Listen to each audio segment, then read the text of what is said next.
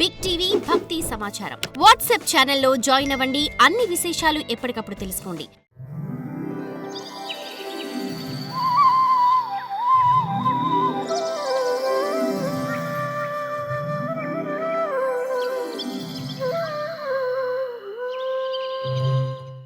అహో, నేను వ్రతాన్ని చేపట్టి వేదాలను, గురువులను, అగ్నులను పూజించి వారి ఆదేశాన్ని పాటించాను కదా.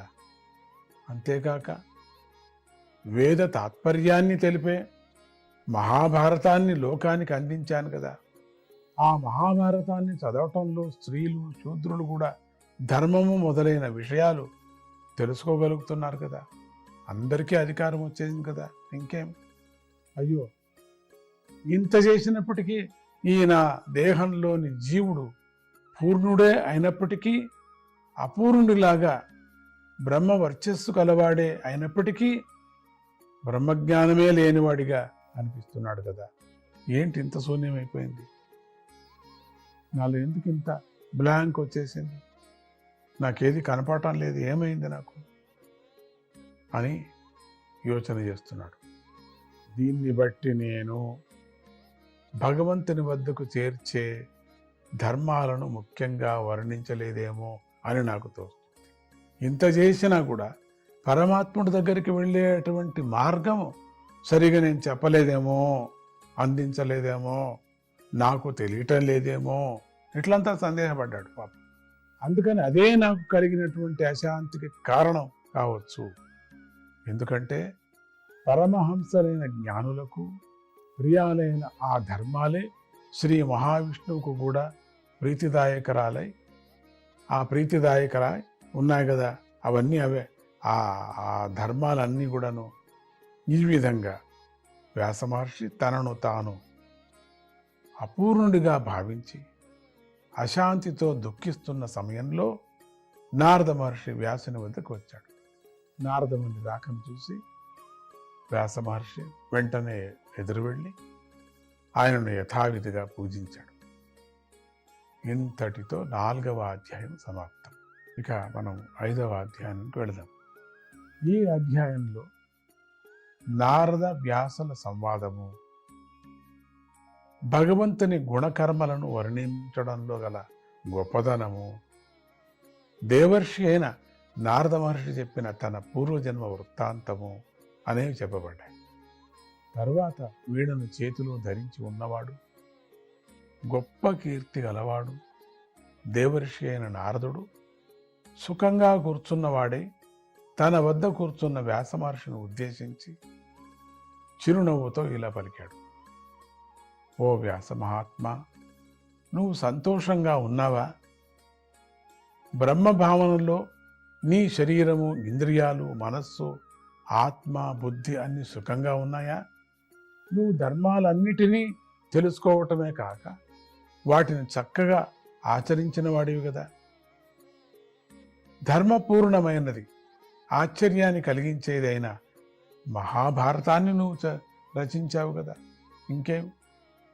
పూర్ణమైనటువంటి అన్ని సారాలు దాంట్లో ఉండిపోయాయి.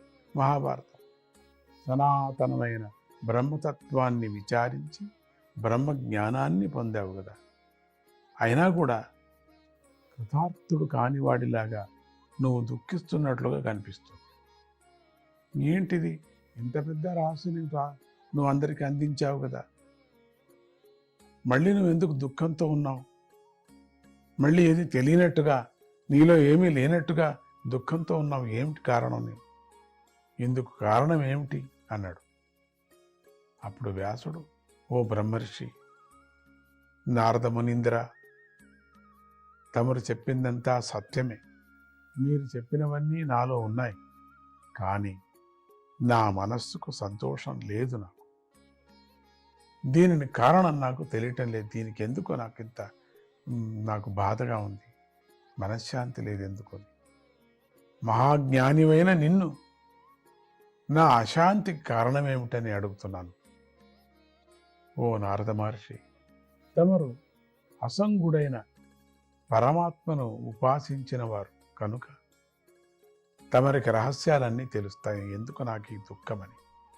తమరు సూర్యుడిలాగా ముల్లోకాల్లోనూ సంచరిస్తూ ఉంటారు. తమ యోగ బలంతో వాయుదేవుడిలాగా అందరిలోనూ సంచరిస్తూ వారి మనోవృత్తులను సాక్షిగా చూడగలిగిన వారు. నేను పరబ్రహ్మ విషయంలో ధర్మంగా వ్రతానుష్ఠానాలు చేసి నిష్ణాతుడయ్యాను కదా, అయినా కూడా నాలో ఏదో తెలియని లోటు ఉంది, నాలో ఏదో దుఃఖం ఉన్నది, నాలో ఏదో అతృప్తి ఉన్నది, దాని గురించి నాకు తెలపండి అని ప్రశ్నించగా నారద మహర్షి ఇలా చెప్పసాగాడు. ఓ వ్యాస మహర్షి, భగవంతుని గొప్ప కీర్తిని నువ్వు దాదాపు వర్ణించలేదనే చెప్పవచ్చు కదా.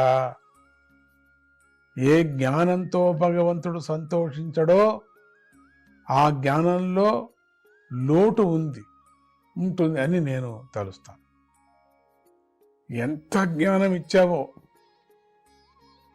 దాంట్లో భగవంతుడి యొక్క తత్వాన్ని, భగవంతుడిని గమనించే విధానం ఉందో లేదో అని ఇప్పుడు నాకు అనిపిస్తుంది. అందుకేమో మీకు ఇట్లా ఉన్నావు. అందుకని భగవంతుడికి సంతోషాన్ని కలిగించేది, భగవద్ దర్శనం చేయించేది, ఆయన జ్ఞానాన్ని సంపాదించినప్పుడే జన్మ సార్థకమవుతుంది. ఓ వ్యాస మహర్షి, నువ్వు ధర్మము మొదలైన పురుషార్థాలను వర్ణించినట్లుగా వాసుదేవుని మహిమను వర్ణించలేదు కదా. ఏ వాక్కు, రసము, అలంకారము మొదలైన వాటితో కూడి ఉన్నట్టు కూడా ప్రపంచాన్ని పవిత్రం చేయలేదో, భగవంతుని యొక్క కీర్తిని చెప్పదో, అటువంటి వాక్ కానీ ఎట్లా ఉంది, కాకుల వంటి భోగాశక్తులైన వారికి భోగస్థానంలాగానే లెక్కింపబడుతూ ఉంటుంది. అంతేగాని హంసల వంటి వారు సత్వగుణంలో నిండి ఉన్న మనస్సును కలిగి ఉన్నటువంటి బ్రహ్మవేత్తలైన పరమహంసలు ఆ భోగస్థానంలో సంతోషించరు. కవిత్వంగా ఉన్న మాటల ప్రయోగంలో అపశబ్దాలు ఉన్నప్పటికీ ప్రతి శ్లోకంలోనూ అనంతుడైన శ్రీహరి యొక్క కీర్తిని గుర్తు చేసే నామాలు ఉన్నట్లయితే అటువంటి కవిత్వము అపశబ్దాలు కలిగినదే అయినా జనుల పాపాన్ని పోగొడుతుంది. సాధు పురుషులు ఇతరులు చెప్పినా కూడా ఆ నామాలను వింటూ ఉంటారు కదా, ఎవరు చెప్పినా వింటారు కదా. వినేవారు కోరితే చెబుతూ ఉంటారు కూడా, వినేవారు చెప్పేవారు కూడా లేకపోతే వారే గానం చేసుకుంటూ కూడా ఉంటారు. కర్మబంధం లేని బ్రహ్మనిష్ట జీవన్ముక్తికి సాధనమైన జ్ఞానాన్ని కలిగిస్తుంది. అయినా ఆ జ్ఞానంలో హరిభక్తి లేకపోతే అది అంతగా శోభించనిదే శోభించదు అని నేను భావిస్తున్నాను. ఇక బ్రహ్మార్పణం కానీ కోరికలతో చేసే కర్మల గురించి చెప్పేదేముంది చెప్పండి. ఓ వ్యాస మహర్షి, ఈ కారణంతో యథార్థ బుద్ధిని, శుద్ధ కీర్తిని, సత్యవ్రతుడివి, దృఢవ్రతుడివి అయినటువంటి నువ్వు సమస్త బంధాల నుండి విముక్తిని పొంది మనశ్శాంతిని పొందేందుకై అనంత శక్తులు గల శ్రీహరి యొక్క ప్రసిద్ధ లీలలను స్మరించు. హరిలీలల కన్నా భిన్నంగా ఏదో ఒకదానిని చెప్పే వ్యక్తికి ఆ పరమేశ్వరునిచే సృష్టింపబడినటువంటి నామరూపాలతో స్థిరత్వాన్ని కోల్పోయిన బుద్ధి పెద్ద గాలికి విసిరివేయబడినటువంటి నావలాగా ఎప్పటికీ ఏ విషయంలోనూ స్థిరంగా నిలవలేదు. మానవులు సహజంగానే విషయభోగాల్లో ఆసక్తులై ఉంటారు కదా. నువ్వు వారికి ధర్మం అనే పేరుతో కామ్యకర్మలను బోధించావు. ఇది చాలా అన్యాయం కదా నువ్వు చేసిన పని. ఇంకా ఎక్కువ కర్మలు చేయండి, ఇంకా ఎక్కువ గ్రహించండి, ఇంకా ఎక్కువ భోగాలు అనుభవించండి అని అటువంటి కర్మలు నువ్వు బోధించావు.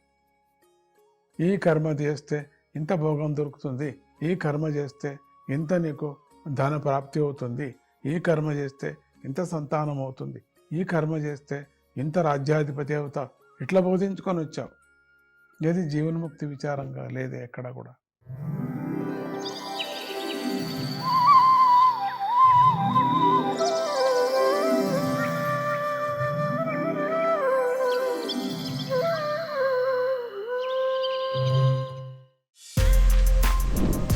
For more videos like this, subscribe Big TV channel.